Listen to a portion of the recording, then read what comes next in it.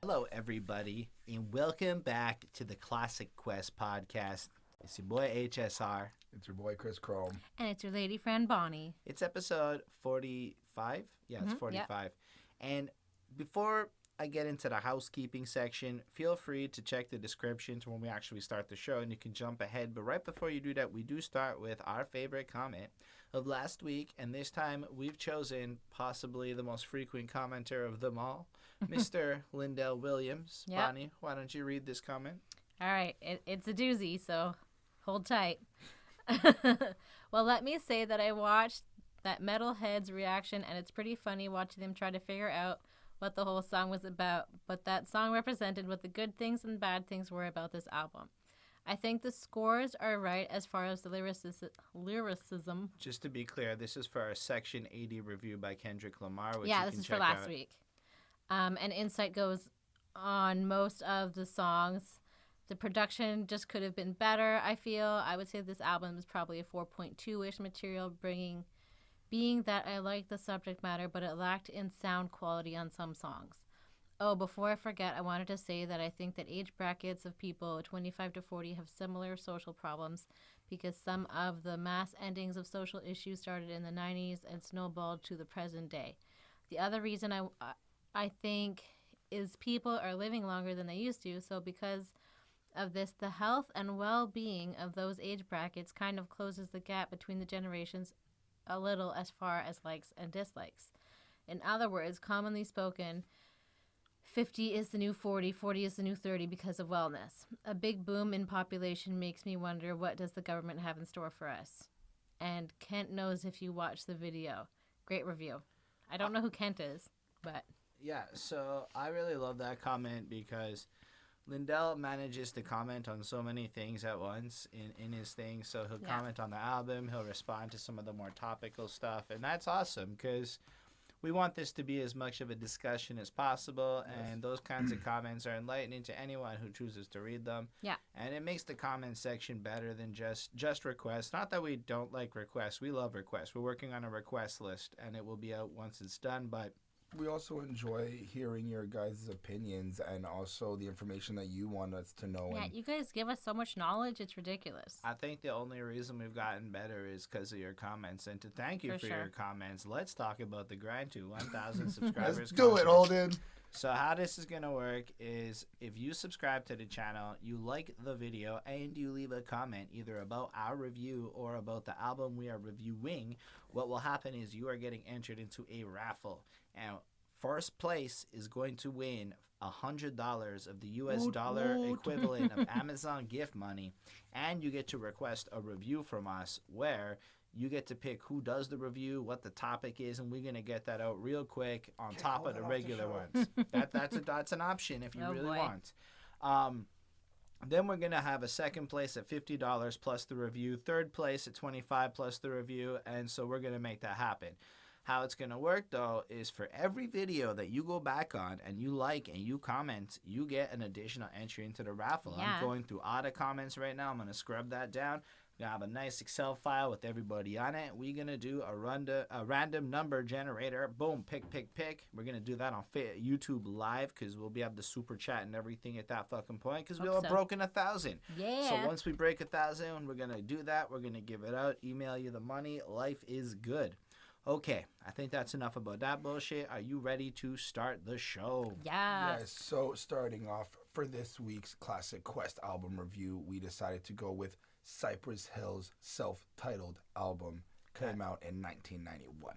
That's true. We went with Cypress Hill mostly. It was random for me. Just picked it, and what's the first studio album of theirs? So it's a good place to start. It's mostly because Be Real has one of the fucking coolest voices. If I'm gonna be real, his voice, I love it.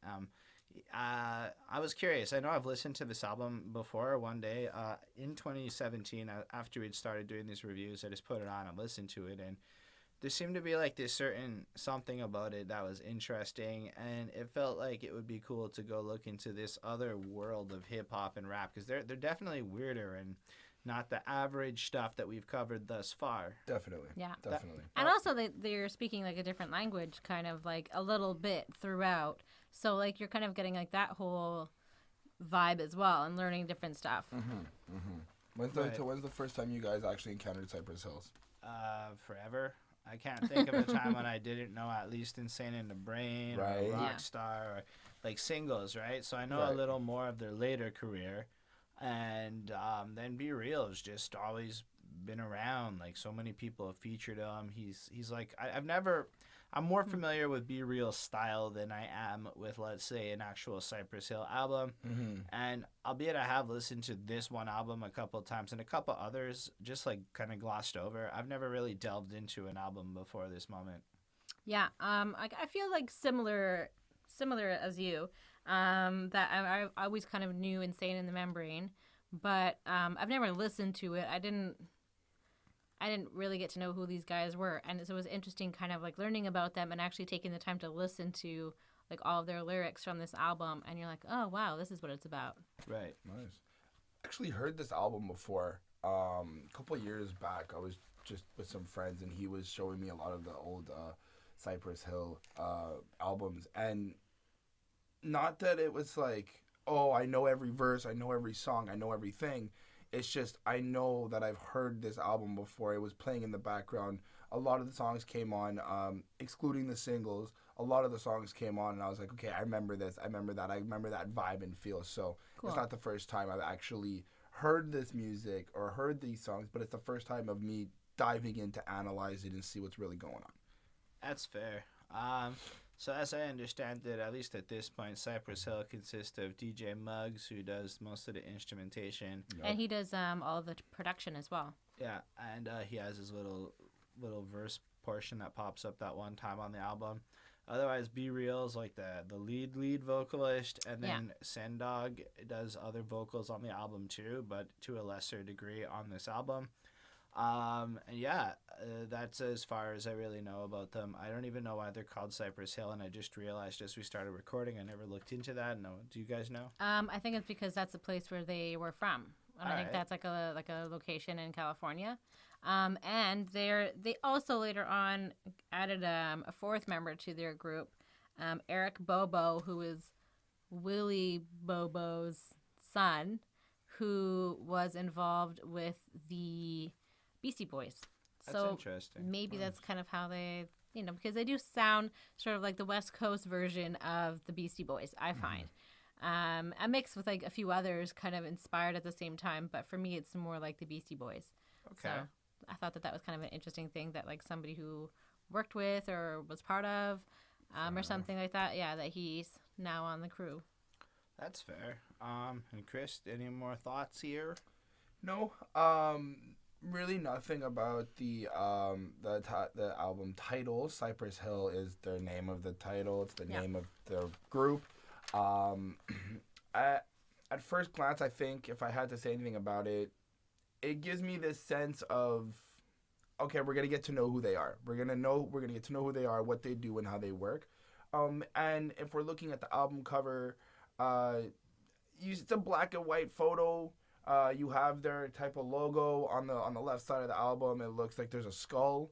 Looks kind of like there's a skull with maybe a sight, like a scope sight kind of around it a little bit. Okay, yeah. So you got that going, and you can also see some of the members of the group. And they're kind of like hanging around, causing trouble out in like the riffraff like of the hood, or they're around like barrels and fire and stuff. It's a burning barrel is definitely and there. I find that's interesting considering that they're from the West Coast and they're in like jackets and toques and stuff. I don't know, or beanies, I guess. I when I first looked at their title series, because it's not just this one, then there's also Cypress Hill 3 and 4, but it's stylized like the Led Zeppelin album titles is my first thought, and it made me just kind of feel like they were going to be a little bit different. And I don't know, maybe I'm just ignorant there, so why don't you guys let us know what you feel about this, or what you know, or when you guys were back in the day and saw those interviews. I mean, I'm looking at the cover now, it's just not very attractive. Like, it doesn't do that much to like pull me in. It looks like very amateur kind of. But I would say that is a problem they rectify with later album covers, and they're that's what I mean. Better. It's like their first one, the first big album. Even if you look at the quality of the music videos, it's very much early 90s, not big production value. All right. So y'all want to talk about some bacons and some pigs? And... Some pigs.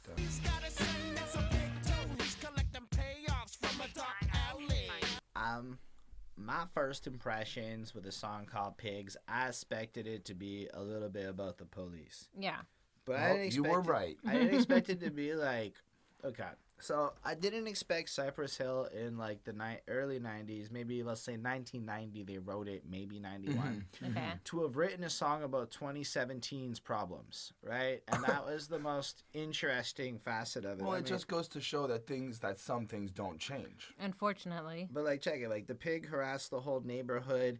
Well, this pig worked at the station. This piggy killed my homeboy, so the fucking pig went on vacation. And one of the things we see all the time is how the cops end up on like paid administrative leaves after for sometimes like a year. That means the guy's sitting there for a year getting paid while they investigate. It's almost like you're incentivized to perform actions, and anyway. That's just whatever. Then the beat. Sucks. But because that's where it gets weird. So it comes in with this girl, this dispatcher. Yeah, it's like the cop radio announcer or Yeah. whatever. Dispatcher, I guess, Like- is just like reporting on something, and then like the beat breaks in, and Well, they she's kind not of start. reporting something. She's basically describing two of the members of Cypress Hill. Yes. Like you could. She does mention She's, like, near a van or a something. black man, I want to say somewhat black man. That's what she says.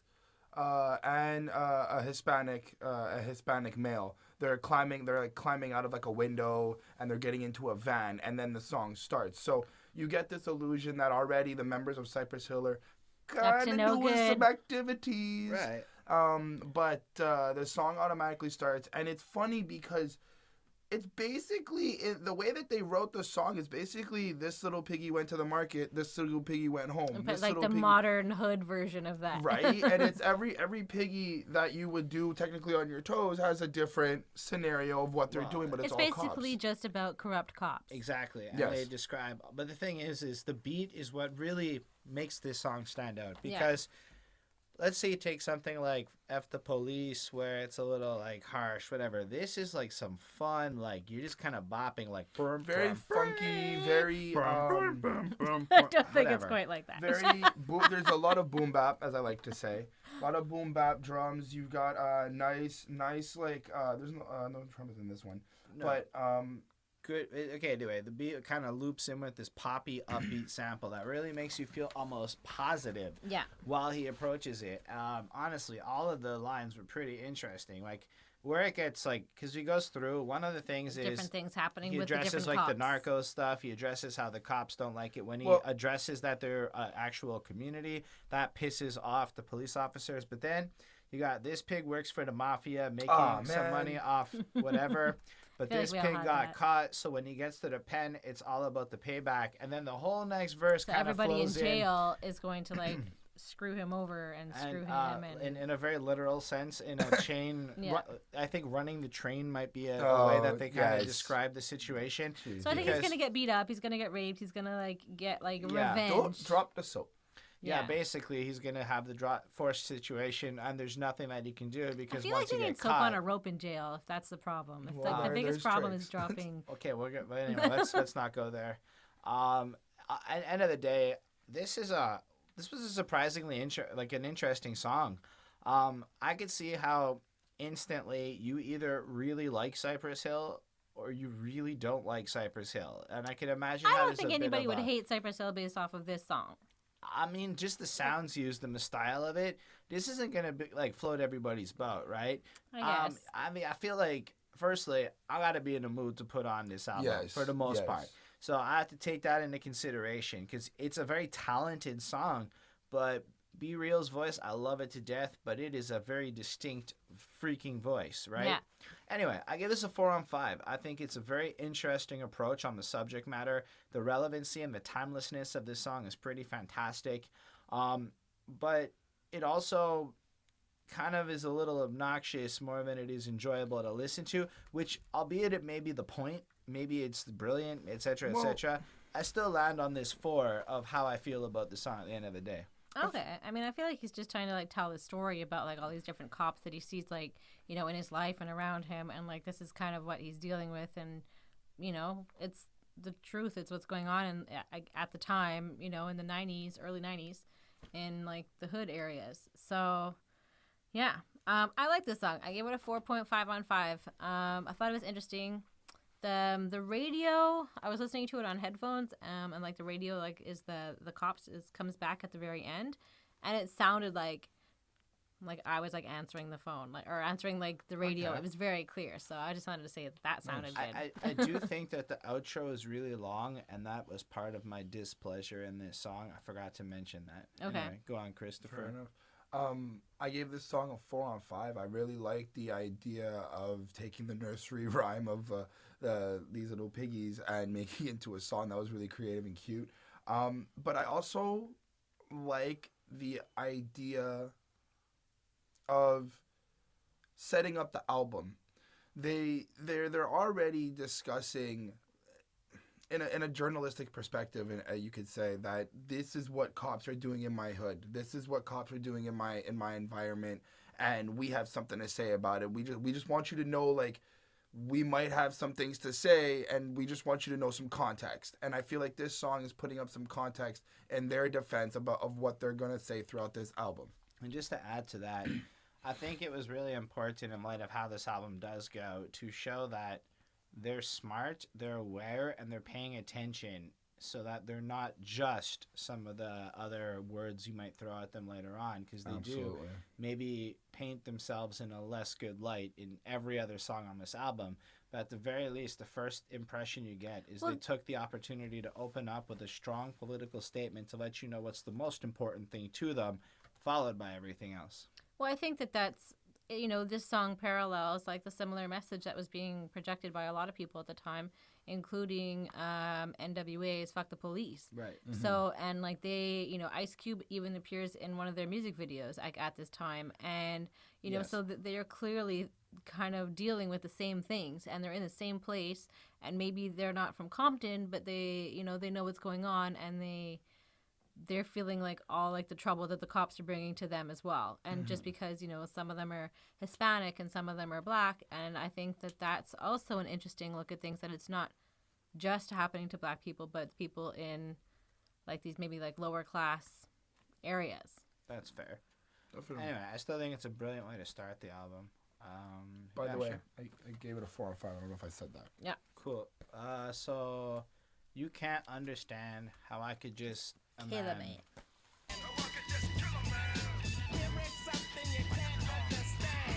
As I understand it, this was actually originally a B-side to the Phuncky Fresh one, and then it blew the fuck up, and then they made their video where they kind of rushed around New York and filmed a bunch of stuff, and Ice Cube shows up and a couple other friends. Again, I thought it was interesting that they're in New York when they're all like from like the West Coast. But maybe that's where they got signed, and that's where the money was, or whatever. I don't actually know. We're gonna do more Cypress Hill. By then, I'll have answers to those questions, or in the comments, y'all know what to do because you are the fuel that keeps this show alive. Yes. Yes. Still, this beat is really interesting. So already we're on our second track, and I think the production on this album is honestly one of the most interesting parts of it. And I do feel like for me, across the board, there was a little bit of a hit or miss on what sounds were chosen.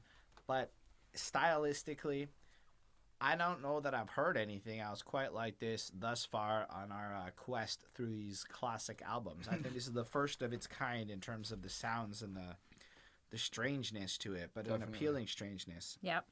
And I mean, the boldness of this beat where it does that full 180 after the second verse and just comes, or a third verse or whatever, and comes in with like a whole new song, Yep. whole new flow and everything.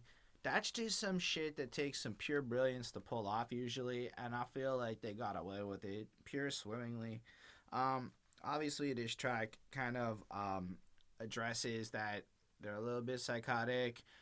Here's some context where all of a sudden I could just snap and kill a man, you know? But like, okay, so I felt like it was like a double entendre because, like, it was like, don't come to my hood, or don't come to like my turf or whatever, or you're gonna get it, and me and my guys are gonna like get you and kill you, or is it about like he's gonna kill you in like a rap battle? Absolutely. So I think that it's kind of like I think he's probably both, and I think it's kind of like he's saying both. I feel like there's a degree of he's gonna body you in a hip hop sense because that is what you do. But he's also gonna body you because they're badasses. But yeah, that's the thing. There's also a hint of also explaining to somebody who doesn't understand the meaning of quote unquote bodying or killing somebody. Throughout the song, I only just learned, right? So right. But like throughout the song, in terms of the hook, now the hook goes, "Here's something you cannot understand, how I can just kill a man," and he's basically reinforcing like if you've never killed somebody, whether literally or in a rap battle, you wouldn't understand how it is. And I think to add to it further, it's about the snap decision, how I could just like here's an example. One time, here's an example, just a little, actually, so it's part of the line. Here's an example, just a little sample, how I could just kill a man. One time tried to come to my home, take my chrome. I say, yo, what's on? So in this case, he's trying to contextualize it like, so yo, I have this reality that I'm facing. And right. In those contexts, whatever, this is going to happen. But just to put it into perspective, though, the guy came into his house. It's like Exactly. There's a reason. There never really seemed to be like he was just killing you for fun. It's more of like it's more of an explanation of like you don't understand how I can do this, but let me just give you a hint. If you walk into my house and take my shit, I'm gonna kill you. That's just but that's like just see the like example. that's also the same sort of thing. Like I kind of like was like reading, like maybe I was like like reading between the lines or whatever a bit. But, like, I was just, like, if you come up and you, like, kind of get in his face, like, and get into, like, his zone, then, and, like, threaten him and try to take something from him, try to take his, like, king, or his crown or whatever because he's the best, then that's, like, stupid because he's going to kill you. Like, but again, in, like, it's a rap. So like in contextualizing it, somebody came and did something is what I'm trying to say. I think part of it, too, is everybody's trying to act tough. And he's trying to say, look, I'm not even tough. I'm just loco with this shit, right? So here's I love that there's, like, Spanish, like, words thrown into, like, every single song like, if they're not even just Spanish. But, I don't know. I like lines like, say some punk tried to get you for your auto. Would you call it one time, played a role model? No, I think you play like a thug. Next you hear the shot of a magnum slug. And, again, it's always reactionary. And it isn't just, like... he's trying to be violent, but I do think he's trying to sell that he is snapped and he's deranged just enough that, you can't understand this, but this is something he could just go do if he has to. But I think he's also speaking to, like, the rich people and, like, those who have. He's kind of saying, like, you wouldn't understand this life that I live, that, everything I do is because I need money. And, like, I have to do this, and, you're rich and up in the hills, and, like, We can also, I mean, at least for me, myself, I also like to think he's speaking up for a certain group of people as well. Absolutely. I still like to think that he is speaking up for, he is saying this is how I do it, but I think he's also representing that there's also people around him that are like living the same thing. Yeah. I think it's in the same vein as how NWA used their platform to show middle class America what shit's about. Yep. It's kind of a plea of sorts of the context, reality, journalism, all of those other things that were mentioned earlier. Either way, it is pretty fucking a good song, right? I definitely think that this beat is more interesting. At the very end, there's that line about how he just wanted a Pepsi, which was sampled from a Suicidal Tendencies record that never got sampled in the final version, but was involved in the inspiration of the track. So I thought that was particularly cool. Yep. I give this a 4.5 on 5. I think it's a brilliant song. It's extremely well written, but it just isn't perfect to me. Yeah, nice. I also gave it a 4.5 on 5. Great song. It was catchy. Yeah, cool. Nice as well. 4.5 on 5. Beat was really dope. Very, very, very, very catchy to keep you interested in it. And I like the ad-libs. I like how it's like, again, on the hook, here's something you can't understand. And then it's an ad-lib, like, how I could just kill a man. Like, the sound is different. And that was just really cool. It's a different person. Well, yes, I know it's a different person, but I'm saying it's more like an ad-lib. Yeah. It's not just, it's like cut, and then he comes in, and then it's like a completely different feel, but still that energy is just so lively here. It's insane. Right. Cool. All right, so sawed off shotgun, left hand on the pump. Hand on the pump. Okay, yeah, hand on the pump. Do, do, do, do, do, do. Oh, Duke what a of good Earl. Guys, look it up. It's a It's a- 60s song. Yeah, but no, it is. It's nice, but this beat is just really enthralling. But it sounds like they put on that like record and it just keeps skipping. Keeps skipping Yeah. even before it finishes. And so like that's what the whole like beginning and like But really, throughout beat. when I was a youngster, What? this certain song came out called "The Rock Wilder" by a certain young, maybe a little bit around my age now. They were a Method Man and a Red Man, and they had these classic lyrics that had Yes. popped in: "Sawed Yes. off shotgun, hand on the pump, left hand on the 40, puffing on a blunt. Bust my gun. Red MF didn't jump. La la la la la la la la." And they go on like that. But then I heard this, and I was like, "Oh Oh, shit!" Because it clearly was interpolated from this original Yep. track that came out much earlier. Yep. So, if for no other reason, reviewing this album, learning that tidbit, and seeing that made me happy to learn. Anyway, this song is very much in the same realms of the previous track. Yep. Yep. Same realms.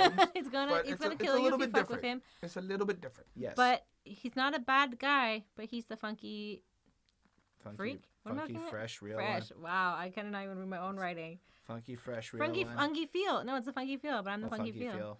Yeah, he's saying he's not a bad guy, but he's just doing what he does. He's And also fun fact, I just assumed that the pump was the gas pump, and so he was pumping his car while shooting people. So I guess I was wrong there. I guess it's pump. Yeah, as no, the gun. it's a pump shotgun, and he's Yeah. chilling on his porch drinking. Yeah, a yeah, my beer, bad. this. But yeah, Figuring it out slowly but surely, right? Another fun thing to note about this song is how he's heading up the river with a boat and no paddle, which is Nope. just brave, right? He got caught. It's not an easy thing, and he's handing out beat downs. Anyway, I really enjoyed that the way it is. But then I can't. Sendog comes in with, put me in chains, try to beat my brains. I can get out, but the grudge remains. When I see a punk ass, I'm gonna get ya, get some through ya. Shotgun go booyah, and then the chorus kicks in. But what I Yeah. like is, again, as much as it's got this super hard feeling, like you don't want to mess with them lyrics, it's still kind of more of an explanatory Well, thing. In terms of explanatory, it's like I was gonna say, it doesn't. As we said, it's kind of similar to the last song, but this is more in terms of a personal, I would say, situation. It's more like this. The last song is like, I can just kill anybody. This is what I do. I'm a little bit crazy. This is how it works. Mhm. This song is, these are situations that have happened, and this is what I've had to do to get out of it. It's more of like direct, I would find. And then Be Real has literally one of my favorite lines on the album. Living like a who lost his mind, 'cause I ain't going out like a spineless jellyfish. Yep. Yep, Yep, spineless. I that's just true. like it. It's a good song. Some say life is a ask that punk who dug his own ditch. And I don't know, man. It just, again, They're just like so punk and like hard and badass. Then like it's a joke. Like they're just so hard they don't even care because they're kind of like la la la Well- la la la. Like they're kind of like joking about it. That it's like I wanted to touch upon that because in the chorus when it goes sawed off shotgun, hand on the pump, left hand on the 40, Right, puffing right. on the blunt, pumped my shotgun, didn't jump. It's like it's kind of funny. I was asking myself like, well, if the man pumped his shotgun, why wouldn't the victims jump? it's not the victims.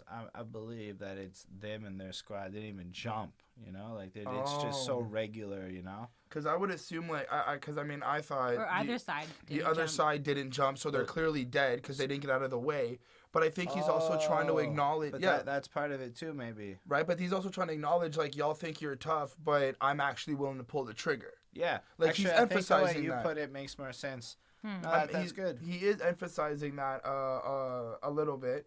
I do like we said. Now I'm headed up the river with a boat and no paddle, and they got me on lockdown. That was He's that was Be Real's explaining version. the consequences. Like he's like, yeah, I'm tough, I'm badass, I do what I gotta do, but just remember, I'm also going up the river and going to deal with my consequences that I have to deal with. Because it's interesting how Yeah. it goes from handing out beat downs to got me on lockdown. And Right. It progresses. And so, yeah. Like, trouble. It's a lot of I want to say self-awareness. Like we know what we're doing. We know that if we beat your face in, we're going to jail. Like Yeah. that's how we choose to live and survive. Exactly. That's why this track gets a 5 for me, because I think it might be my favorite one on the entire album, and it's really strong and solid. Nice. I give this one a 4.5. I thought it was a really great song. It was a catchy song. The only thing that I found was like flat, and this is not the first time I'm gonna find. Anyways, Send Dog. I find his like vocals or whatever. He's always so much quieter, and like he sounds kind of bored. Like he's not that entertaining. Whereas like Be Real comes in and he's just like there. He's he's got so much to say He's and really high. yeah, but high or not, you still need to have Or maybe like it's the language. you need to have issue. some sort of like And he's not vibe. as That's Maybe he's just not as comfortable speaking English yet, and that's part of it. But No, you're anyways. right. Yeah, Bonnie. whatever. I'm just saying. But for me, like I found Send Dog kind of throughout the whole album to kind of be like a bit of a letdown. I Okay. guess. Sorry. Like he's good, but like he's just That's not okay- like the it's same okay. quality. You're entitled to your So opinion. 4.5. All right, so What was now I gave it a 4. you give it a 4 because he's got a worse opinion than you. So hole in the head, got a hole in his head.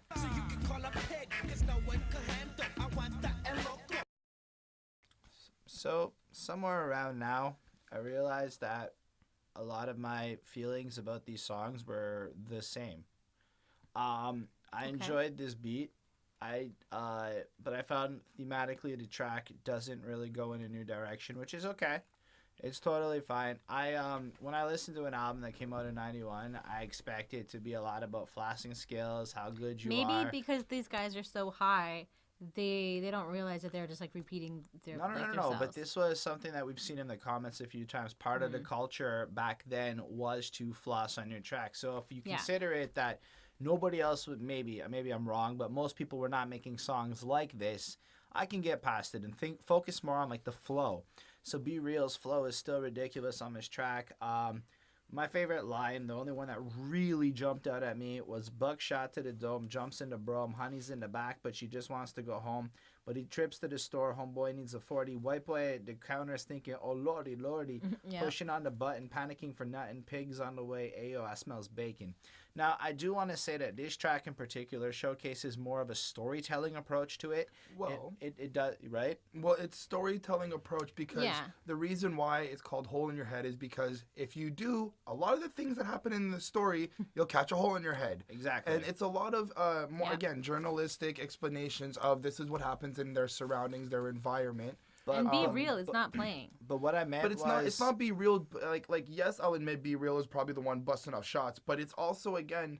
It's not just Be Real. He's also explaining like if you go to one of the dep on the corners and you see Hold on, fishy hold on. whatever. For those not in Quebec, a dep is That's a a corner co- store. Yeah. Yes, I'm sorry. But yeah, so But if you go to like the gas station, okay, make it universal. You go to the gas station and you're trying to do something and you mess with the wrong guy at the gas station, you might... you catch a hole in your head. You catch a hole in your head. So I want to just throw in though, but what I was saying is, whereas in the previous couple of tracks, it was more on that flossing kind of Right. style. Right. This one takes on more of a, as the verse goes on, stuff happens. Like in that second verse, like the part of what I quoted is in the middle of this story where he's with girl one, and then this guy comes in, and I think somebody gets beat, and the next thing you know, he drives over here, and like a Yeah. whole... A cop ends up dead, and then Yeah. he like he So, kills like- them, and he's like he's not scared to even do that. He's So like whatever. like there is a degree of the same feel, and I do appreciate that it's different. So I didn't want to like come off and say that this track isn't different than the other ones. It's very different, Yeah. but it's also very similar at the same time, which And is like the theme.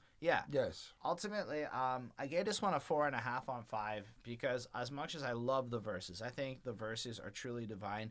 I don't like the hook. I really find the hole in your head, got a hole in your head. It's a little bit annoying to me, and I can see why it's good and how it fits, but I don't really little like choppy. it. So 4.5 on 5. It's a little choppy. Be Real's first verse, he comes in, he's smooth, but then he kind of just stumbles off, and then at the end of his first verse, it just cuts in with like hole in your head, and it just did not transition properly.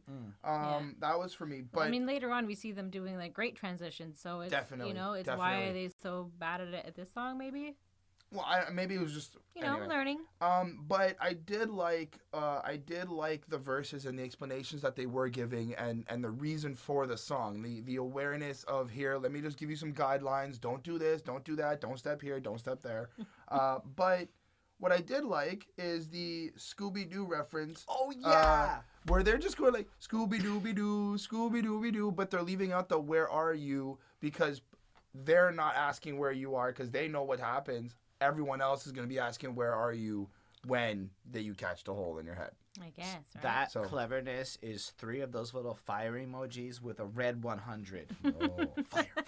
Yeah, but no, really, that is clever. I forgot about that part, but you are 100% correct. Wow, yeah, That that's cool. was That's definitely something I didn't interpret. Really dope line. Other than that, though, the beat itself, it's still got that energy, that vibe. It's just not as good. Not as good as what we've already heard. So what I did is I gave this track a 3.8 on 5. That's fair, Christopher. Your opinion is valid, and really, it's because of those ultraviolet dreams. Wink, wink, wink.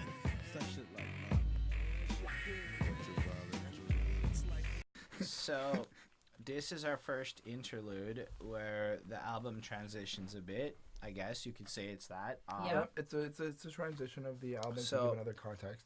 Ultraviolet Dreams brings to light another big passion of these fine gentlemen from the Cypress Hill Self-Titled. And as we continue our review, we start discussing, I think it's called Mary Jane. That's a nice way to put it. Or it's a herb that you would put inside of a paper. So they like to smoke and get high all day. And they light it on fire. And they're like advocates for it, and like they like love it. This track, As you know, every other album we've reviewed has probably had this reference in it. No, These guys are like Probably. so out, I said like, probably. I'm not saying 100% No, of the albums. but I would like to say that there is a difference between guys who talk about weed and guys who make weed music. Please just break that down These quickly. guys are both. So that's what I'm going to say. This is a stoner track under the genre of like you get high and you listen to this and it hits your brain in a way that tickles differently. Wait. This particular track or like the next tracks to come after this transition? Yes, this is one I of them. think that there's more songs. Okay. Yeah. So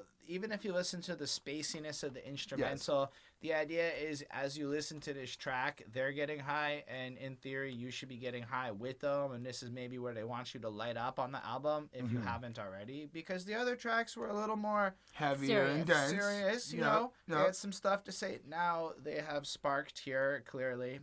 Well, the way I like to look at this track is, this is kind of them going, this is our hard day. This is what our week has been like. And this, like the previous songs, is what they go through on a daily basis. And now they're like, we're just going to kick back and get high and relax. But the song samples Muddy Waters' track Tomcat. But I got to say, if you listen to that bass, if you listen to the way that this song is structured and how they put it together, it totally qualifies more as stoner music in a more, because there is a genre of stoner music. Well, it's like ultraviolet dreams. It's because marijuana grows indoors underneath ultraviolet lights. Yeah. So I think that's kind of like what they're saying. Like Exactly. they're having these dreams because of like the lights off of the. Well, I think maybe it's also... maybe it's they're just- growing it as well. It You also know? It's just 'cause might of the have smoke. something to do with the product they've been consuming. Yeah, it's definitely because of the product they're consuming. I was really okay with this. I give it a 4 on 5. I thought it was a good little segue. What I respect about this little interlude thing is that they put a lot of effort into that instrumental and the overall production so that it was this little airy thing, but still felt like a proper track on the album in its 42 seconds, as opposed to other ones where it's super clearly a skit, Well, I just wanna give my grade after that point. Okay. With the album, I gave this grading a 3.5 on 5, not because it's bad or boring or nothing like that. It's really good in what it does as an album. It transitions the album for me. Like it transitions the album. If I guess what I was listen to trying to this say is this little thing is a self-composed instrumental that if you are in a certain state of mind and you put this on, it has got a certain feel that will be tingly and nice. I understand that, but we had a conversation, either it was the last Headspace conversation or whatever. We brought up putting it on shuffle, and I kind of took that in consideration with some of these songs too. Mm-hmm. And I was like, if this comes up on shuffle, it's not a bad thing to come up on shuffle. But if the next song isn't a smoker song and it goes back to some, like, you know what I mean? It can't really hold up for me. But let's say you put it on a playlist. It doesn't have to If be the- A on. weed playlist. But Okay, that's no, but no, that's hear a me setup. out, hear me out. Do you guys have weed playlists? So let's say you have your own. Give us your best weed playlist. Let Okay, us know what your best okay, weed but playlist let me is. finish here. So let's say you put it on a stoner spacey playlist where Kid Cootie's the next thing that's gonna play or some shit like that. Hear me out, and then you randomize that so you know 100% that what's gonna come next is gonna be something that fits. Then the song is gonna work. Playlist. I'm gonna stick to playlist because it's something I built and I know that every single song. Exactly, But but that's what I'm saying. So It's still something I I'm built not and I trying had to to put defend it. it as a 5. I'm just trying to defend it as an interesting instrumental that survives the nature of the album, I'm just even trying if to it defend stays, my point. which is fine. Even if it stays within the realm of a certain genre of music, I think it's stronger than just the album. That's where I was going. Anyway, Okay. No, Okay. I respect that. I respect that. what do you guys think? How do you feel about skits in general? I've been called a skit hater before. How about you? This one was a bit weird for me. There's lyrics to this song, but you can hardly hear them. It's sort of whispered through, or it's just like not picked up and like turned up, like just like the volume of whatever they're talking about. So I kind of didn't like that I had to like really listen for it, and I was missing things. But I mean, it was nice. It was okay. But it's not my favorite. So I'm gonna give it a 3 out of 5. All right. Well, you can just light another. Okay. And I'm certain it gets better.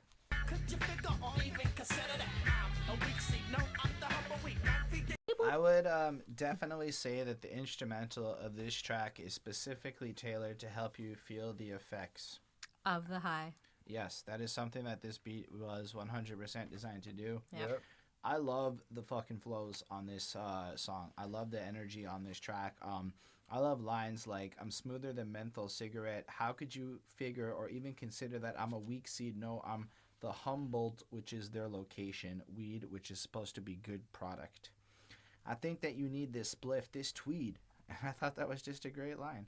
And you can't get higher when you turn me off. And ayo, pussy, stop coughing. You wasting the lingo, so not a sax gone. Everybody's heard that before. Right. He'll take this bounty rhyme for you to stack on. It's a pretty... anyway. Was it because it's funky that you love it? Yeah, man. Here's another lyric. Go puff it. Oh. Seriously, this track is full of fun lines, fun energies. The chorus is like... He's double entendreing his skills as an MC as though he were, in fact, the THC that is infecting your system C.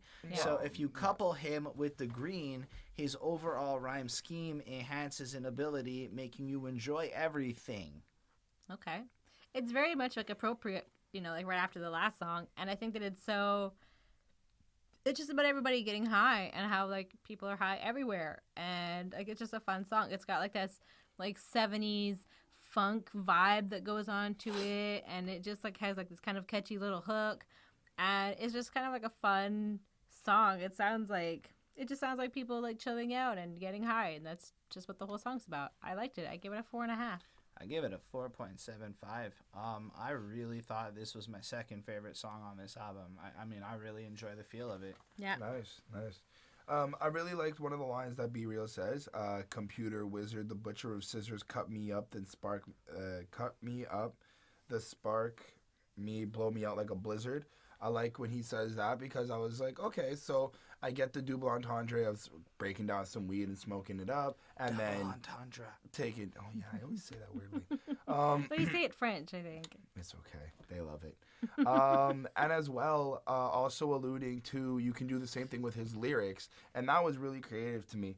Other than that, the beat was really fun, really wonky, kind of just out there, a lot of wavy. I like how there's trumpets on the chorus. They're very prevalent whenever the chorus comes in. It seems to be a very quick song, just the verse, chorus. But it's like it just seemed very quick. It didn't seem like there was any real like break, like any kind of like minutes. Okay, I know where I'm at now. It just was like this is what we're doing. All right, we're done. Yeah. So I was like, okay, cool. I like that, to be honest. Pardon? I enjoy that. In and out. Quick and Came easy. in, did its thing, banged out. I guess 3 it's minutes. part of your whole brevity and efficiency thing, right? Well, Yeah. no, it's just that the song it's 3 minutes plus, so it's a full Right. length track. It's just that it was more about this vibe. You came in, you rided it through, and it ended. Right. Fair enough. But in the end, I gave this song a 4 on 5. It is a good song. It does what it is supposed to do.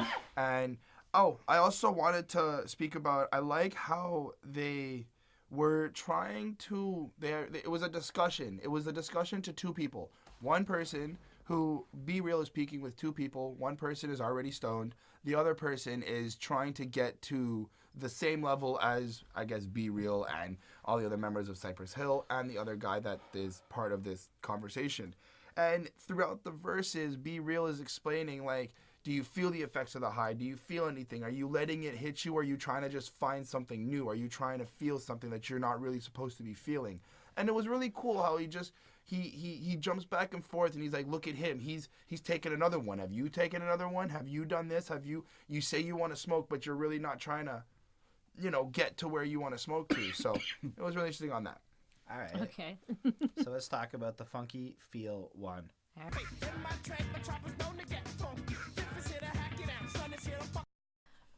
So this song has a very funky beat. I will 100% give you that.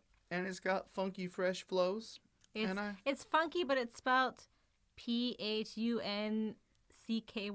So it's a whole new funky way of spelling it. Yeah. Whoa. And then it's got some classic lines like, then you gotta close your eyes, you can't stand the sunlight. There is just one light, the tribe's bucking heads tonight. Buck, buck, buck your head. Sorry that Fred is dead. Deader than a doornail, someone cold made his bed. We are back on the hard shit. Yeah. This is just like sort of like a braggy song again, where they're just talking about how great they are and how kick-ass they are and they can't be copied. Well, how unique they are. They're different and they're funky and they're fresh and they're not really like trying. They're spitting hard bars, but they also want to have this very odd, lively sense to them. But then they also have that amazing third verse where they really just go back and forth, and while dropping crazy lines like, you've got to relax, we got to kick back. Brothers, just sit back. Enjoy me like a six-pack. Hey, that's a good line. As I let the rhyme flow into the hook, yo. Oh, no, this isn't the third verse. Maybe this is just the anyway, whatever. Yo, where you getting took? There's another story, black. And then, I think this is the third verse. Flyer than the other broad, hooking on the fish rod. Isn't that odd saying my dick's hard? It's not about knocking you. Do you feel like clocking loop? Forget it, act stupid, little sucker. I'll be clocking you. And it's just really, like, good little lines, good little wordplay manipulations, it's good verses. I really dig this track. I think it combines the really fun, airy stoner attitude they're trying to like capture with this don't fuck with me attitude in a really good blend of a way. I know I butchered what I quoted from in terms of what verses, but in general, I very much enjoyed this song and I gave it a 4.5 on 5. Yeah, I mean, I think that they were like sort of like introducing themselves and they're kind of preparing themselves or preparing us for their talent, like at the beginning of the song. And they just don't want like anybody to copy them, and like, anybody who tries, like, they're not going to be able to be as good as them, and like they've got something that's so unique and cool and like funky sounding, and that's just what they're trying to say. So for me, it's like kind of like one of those songs that's on like all the albums where they're kind of just bragging about how good they are, which is fine. Everyone seems to have one of those songs at least. So I gave it a 4 on 5. Nice. I don't really have much to really say on this. It is a flossing track. It's pretty good. There's just not anything really that enticed me to really want to go back to it. So okay. I gave it a 3.5 on 5. All right, cool. So let's break it up with your bad opinions.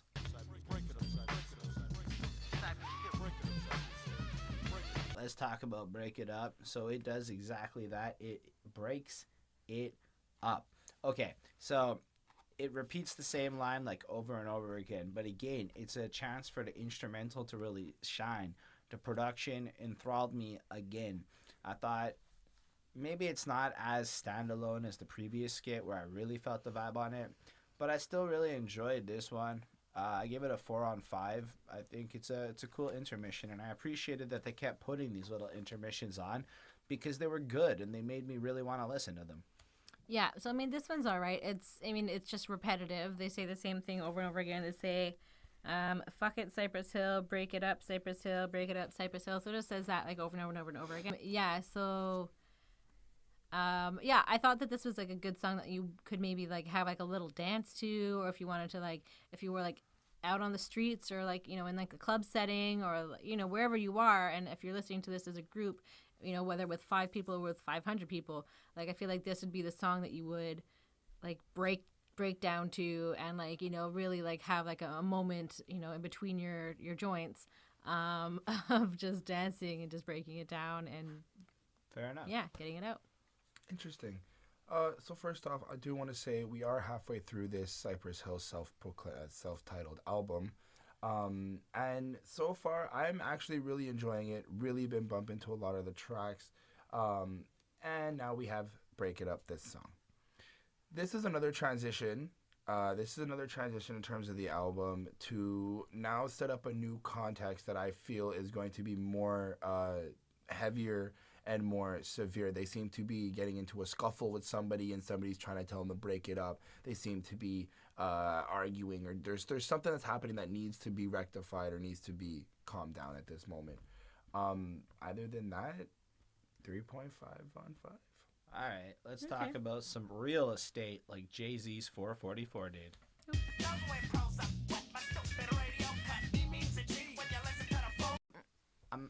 I'm not gonna lie, this is one of my least favorite tracks on the album. The beat didn't really do much for me. I felt it was a little bit annoying. So the quality of the rap and the flows and everything is on point. It's pretty consistent, actually. I would say across the board, Be Real, Stanza's great. I happen to like Send Dog's Counterbalance, this calmer, different voice. So that was pretty good too. But then this beat just kind of annoyed me more. Even though there are good lines like, this is the crime you find, you're not an exponent, doggone it, another crime mierda, another come mierda on it. Now you're wishing, fishing, you could do this, but on the strength, yo, I think you knew this was just like a dream. And then you ain't flamboyant, a toy boy on it, ain't paid a plot for unemployment. I won't cause yo, I got a lot of what I got ya, plus I taught ya to beef on top of everything you know. Still you can't do no damage or duo though, hey yo, cause I'm uno. So already a little bit more Spanish is peeking in at this point, which is interesting. Well, there's been Spanish throughout, but I think that it's like there's some songs that are a little bit more Spanish. I felt like this one has a little bit more creeping into it, which is cool. But like the lyrics kind of got this hard, but I couldn't really get into the song enough to really find any central value. I got the sense that they're building up their real estate, and that's what they're doing. And then Really? that was the same thing that I like had problems with. Like That's I was funny. like having. I don't really know what it's about. I'm hoping Chris can drop in some proper. Yeah, knowledge. you I can, got the you can help us knowledge out. today. Because for me, like it was the same sort of thing as like one of the previous songs where it was sort of like he's going to. It's like don't try to challenge him because you're gonna suffer, or he's saying like don't come to his property because he's gonna kick your ass. Yeah. It's like the same sort of story that we've already kind of heard. That's how I understood it. I liked the bass or the cello like at the beginning. I thought that was like a nice touch. And you couldn't even hear Sendog again. So for me, like it was like, why? If you're gonna be on the album, we want to be able to hear you. So turn it up. Okay. Cool. So Yeah. Anyway, I gave it a 3.5 on 5 though. Okay, I gave it a 4. okay, well, this is actually a really cool, funny song, and All right. I'm surprised you guys may have missed this, but first off, they're called Cypress Hill, and the real estate joke is people are trying to talk shit about Cypress Hill. People are trying to be above Cypress Hill. People are trying to get on top of Cypress Hill, and because they're a hill, aka a landmark or whatever, they're basically telling people to get off them in terms of being a hill, a real estate property. So the whole song is basically telling them not to fuck with them, just in a real estate concept. Okay. Okay. Yeah, not enough for me to. For wanna me, go it back. just sounded unclear. Like I didn't know what it was really about. And again, it's not that they're bad rappers. It's that the production was a turn off for me. Yeah. Fair enough. I do agree that the production was a little wonky, but I really liked the concept. I really liked how they Okay. did some of that. I also got a lyric. Was just like a dream when you're supreme, the king of a minor league team, bro. That was just he's just dissing people like, yo, you think you're king shit, but you're a king shit of the little ones, not big boys. So sorry. That's a good line. And yeah, it was a basic diss track to everybody. They're basically just calling out everybody who thinks they're better than Cypress Hill, better than that, and they're using their hill name to make this illusion of property and that they don't want people to step on their turf and stuff like that. It was cute. 4 on 5. Which Cool. is really important when stoned is the way that of the walk. Yes.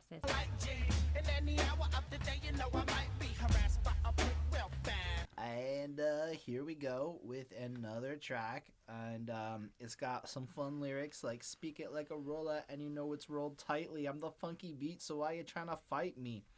Pigs often cite me. That's not polite, G. And any hour of the day, you know, I might be harassed by a pig real fast. They want to Rodney King me, always trying to crown my ass. Ain't got no class. Send dog, no class. I hit, sorry, send dog, I think says. Anyway, I hit their ass like the Buddha that stinky.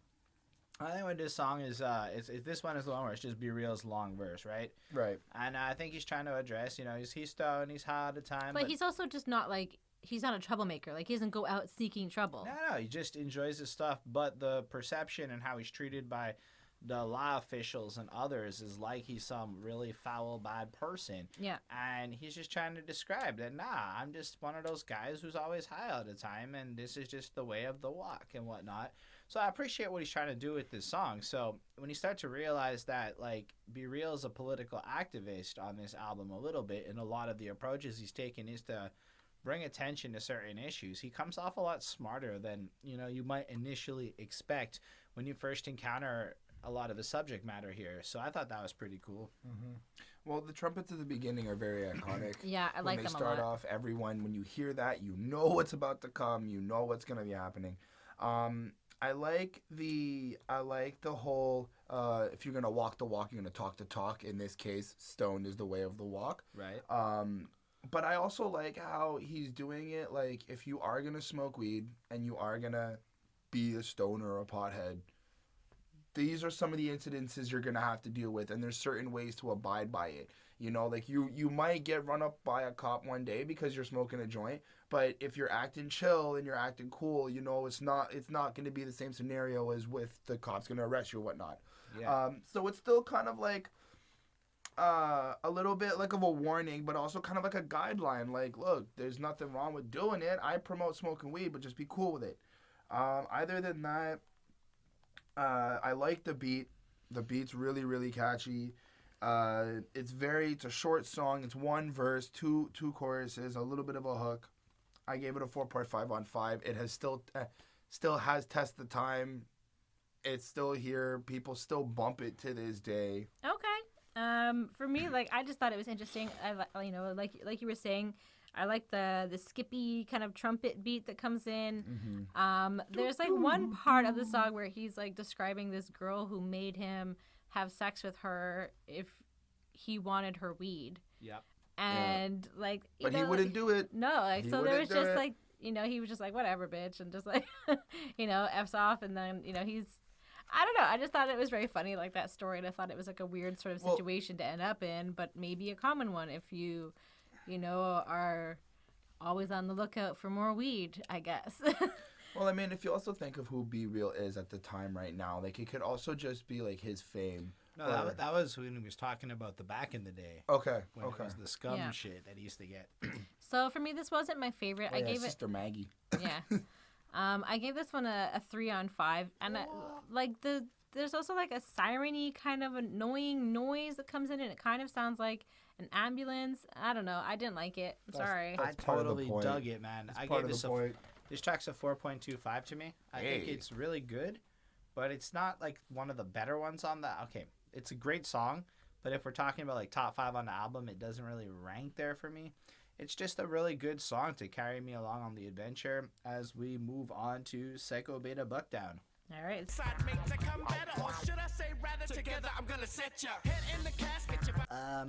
The Psycho Beta whatever is taken from Aqua Boogie by Parliament. Fun fact.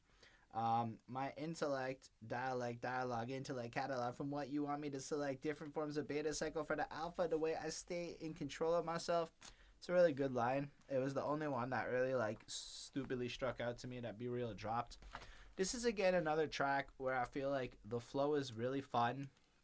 The instrumentation is really It's got that good. sorority feel. It totally feels like it belongs on this album at this point, but aside from maybe explaining a bit of their state of mind and their superpower almost and who they are, I don't get a lot out of the track.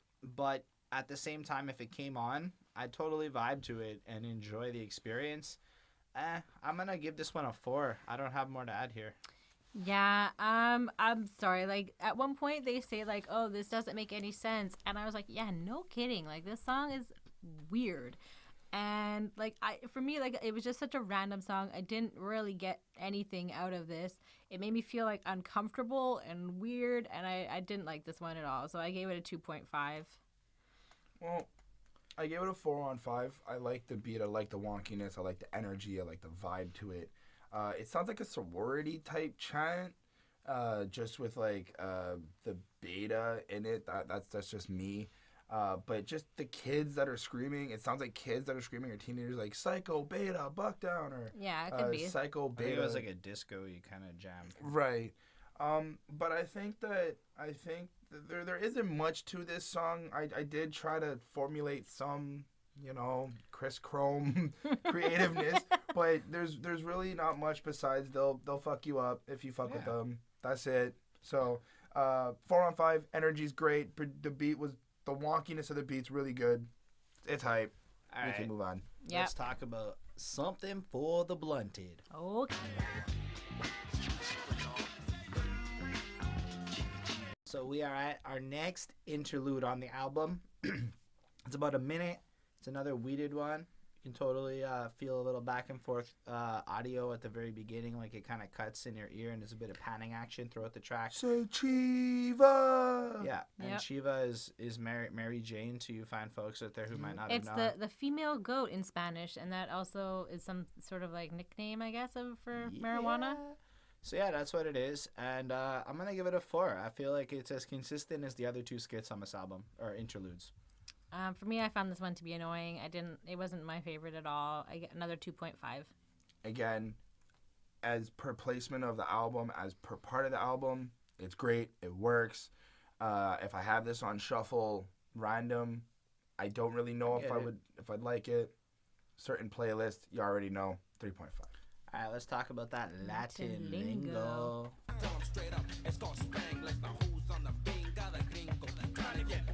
Finally, I've been waiting the whole album for Sendog to come in and shine on a track, and what he's trying to do on this song is kind of mix in a little bit more of that Latin lingo on purpose. So Spanish. almost at least every 4 bars, there's at least 2 or 3 little Spanish terms interloped. There's a lot in. of Spanish in this So one. it's like, had an attitude while you tried to play me macho, just relax, calmado, mijo, Sendog with the funky bilingual, which I really enjoyed. That's how I think he ends the song. Calmate, mijo.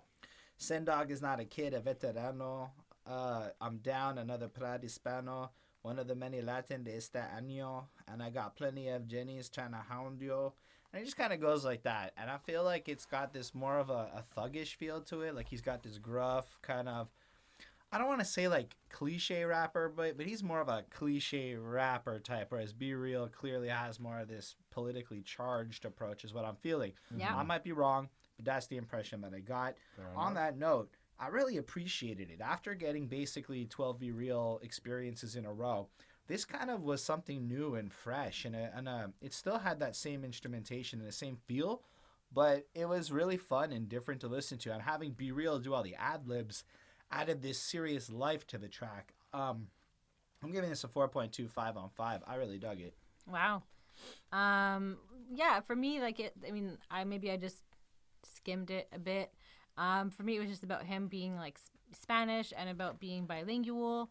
It's mostly Sendog, and I've kind of maybe it's just that like his production isn't as good like throughout the album, so I kind of already have like this like I don't like him as much. But not because he's not talented, but just because he doesn't shine next to Be Real.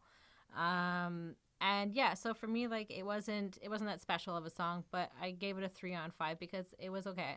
Nice. I gave the song a 4 on 5. The song itself to me was basically just People have been talking shit about their Latin lingo. They're making fun of them for speaking Spanish and having a different type of accent when they speak English. And they're kind of just, they're like, look, y'all can talk so much shit, but yet we famous. You know, like they're enjoying themselves. They're having a good time. See, I'm sorry, I don't know very much Spanish. But there isn't much either to that. There isn't anything deep into it. It's nothing too like condensed. It's literally just everyone's mad at my Latin lingo. Well, I think the problem is that people are giving him shit in general, society. Right. Gringos, because he might not be speaking English at a correct enough point of view. And I think he's just trying to be I like... thought gringos but were like they're Americans. white people. I was saying it on purpose. And I felt like it's, again, a bit of a commentary on stuff, but, you know, in his own way. I don't know. I gave it a 4 on 5. That's okay. Who wants to discuss the Phuncky Cypress Hill shit? Yeah.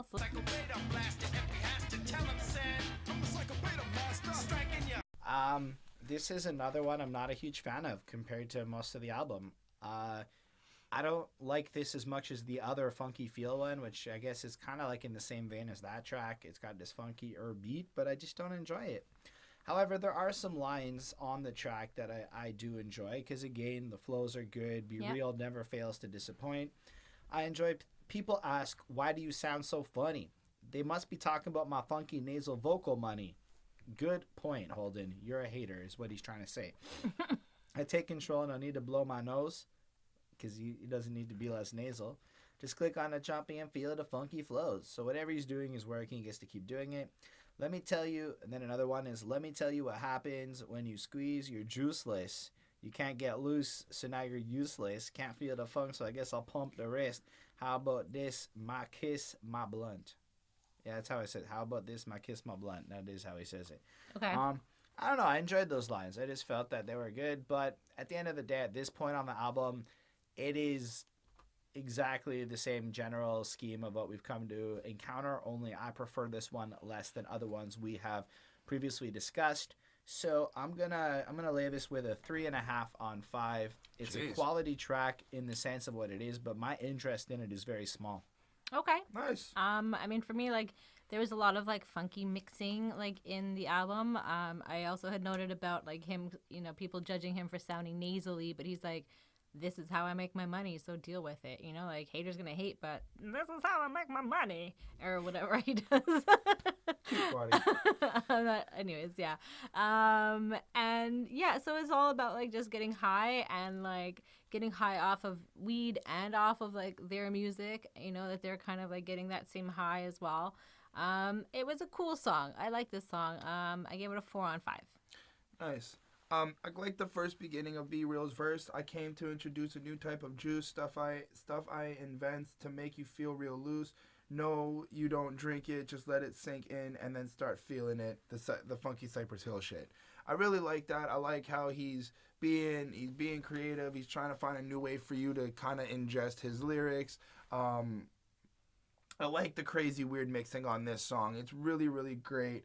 What I wanted to mention a little bit earlier was there's some songs on this album that the mixing of the instrumental is a lot louder than the vocals. Yeah. So it's sometimes it's like I could hear the verse, I could hear the vocals. Just turn it up just that little bit more. Exactly. This one though was really good. This one I felt was very clear. No issues with it. But I'd have to be in a certain mood to want to go again play a lot of this back. So 4 on 5. Cool. All right, let's move on to Tre Equis, which is Triple X.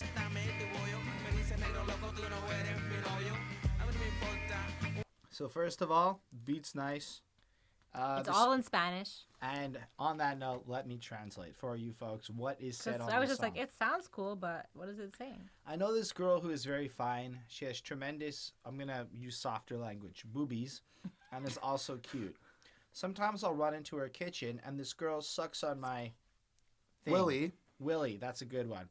I say, let's play ad-libs while we're doing this. Give me your kitty. She says, are you crazy? You're not my boyfriend. I say, I don't give a damn. In my room, I will stick you with my bone. In your 2 in the pink, 1 in the stink type situation. You can take your choice. There we go. And you know I don't care. And she said, Senecito, sen dog, you know, you're rather cute.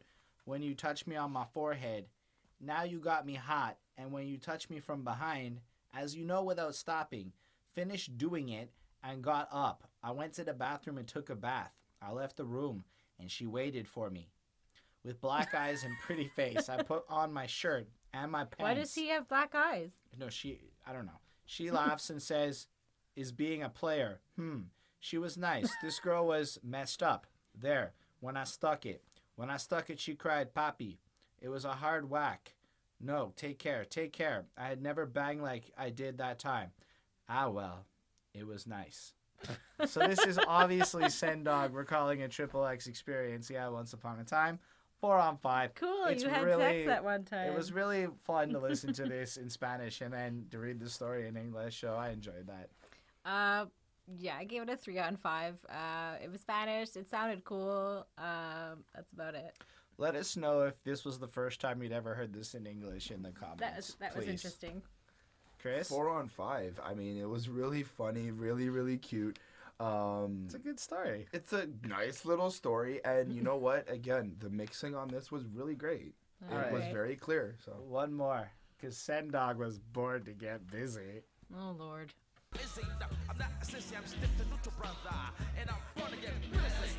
Song does 2 things. We get more Sendog, which I'm excited for, dropping banger ass lyrics like, and I set out from the beginning to kick on the scratch using modern technique, not old ones, modern ones. Yep. I place a beat in a rap. I went to learn, acquire knowledge of a scholar. I went to college. That's right. He's a smart dude. All comes very handy when it comes to pushing, shoving, and stuff. Then ask, who is he tough? I'm not sissy. I'm stiff to a neutral brother, and I'm born to get busy. So he applies his, scholarly knowledge to the illicit activities to maximum effect. Then it goes for like nothing for a couple seconds. And it kicks in with this scientist person kind of just describing cannabis in a really like medical way, but says very freaking little about the drug. It just more sounds good to hear, but doesn't really say very much. Well, I just think it's like just kind of describing what weed does to like your body and your brain and like that kind of stuff. But again, without saying much, it's very like superficial. I give this a 4. It's a cool way to end the album. It kind of combines the hardness and the weedness of the album in one little swell closing track. And in light of some of the stuff they did later on, I think it was a cool thing to look at, considering like Dr. Green Thumb or some of the ideas they get into later on. hello, my name is Dr. Green. Yeah, but anyway, so I liked it. I thought it was a nice little ending. Yeah, I mean, it was a decent closing song. But yeah, so it was sort of just like them chanting about, they're born to get busy, and then it just sort of like, I'm getting that they're just sort of like hippies, like these kinds of guys, that they just get high and they're kind of chill, and like they don't really, like, I don't think that they're really up to that much bad, or they're doing bad things, but I think that they're just kind of hanging out and getting high and just chilling all the time. Getting paid off the music. Yeah, so I mean, That I gave it Latin a lingo. 4 on 5. Meh. Meh. Beat's nice. The verses are great. Thank you for that. The little ending outro was okay.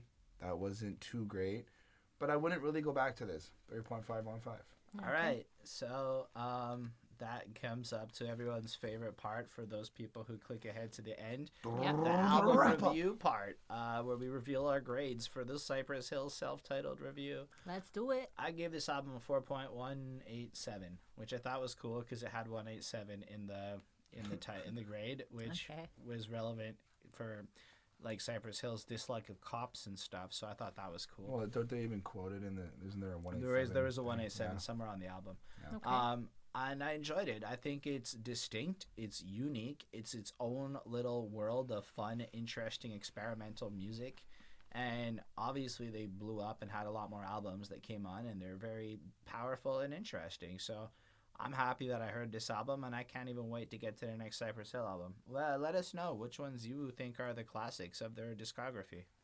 Yeah, I really like this song. It was a really interesting album. I like that they have kind of Spanish flowing throughout because it is something that's unique to them and it stands out, and it's the first time I've ever heard this. And I thought that was kind of cool. Just like their sound, I feel like they've taken a lot of like influences that were going on at the time. And like I'm comparing them kind of to like the Beastie Boys. But they kind of, I feel like I've seen other people kind of take their sound as well. Like the Offspring, I was listening to them before, and like they kind of sound like that. And like it's a lot of things that were happening at the same time, and also kind of, I guess, that kind of Spanish feel that was going through. So I give it a 3.68. So it's not a classic, but I'm looking forward to listening to more of their albums and finding one that is. Well, my grade came up to a 4.2. I like the album. I think it's great. It definitely has some classic features to it. A lot of the songs do still stand the test of time, and other songs off their other albums as well that they've worked on still to this day. I mean, to be able to go back to some of these songs and just have that nostalgic feeling is great. And I can't wait to see what other requests you guys have for us to do for Cypress Hill. Yeah. So on that note, Cool. Thank you all for watching. You're the best, all of you, with your long comments and your lovely informative things. And we look forward to the corrections and hearing all the stuff you have to say. Tell us everything we did wrong. And keep in mind that also puts you into the contest. So if you subscribe to the channel, like the video, and leave Hop that to it. comment, you get the chance of winning some Amazon money and stuff. But really, it's about the community. It's about sharing, about growing, and all Sharon that fun and Karen. shit. So next week we'll be back, and I think I have a request-based album in mind that we're going to do. So we'll reveal that when you see it come out next week. Peace. All right. Bye.